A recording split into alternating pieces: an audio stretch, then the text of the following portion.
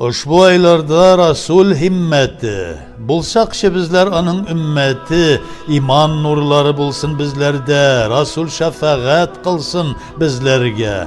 Kıyamet günü, mundi ağır gün, bizlerge şefkat Rabbim üzün kıl.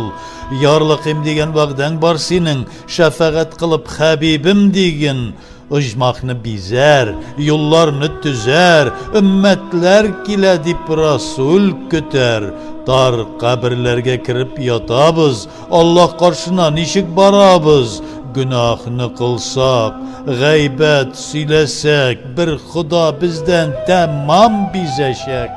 Din kardeşlerim, uylap qarıyıq biz, dünyada şakta onu tanıyıq biz. Gazrail gelir, canlarını alır, imanlı bulsak rahmetin salır. İrikli kılma iblis melgunni, rahimsiz kılma, münkir nekirne. Cuma günleri mübarek bulsun.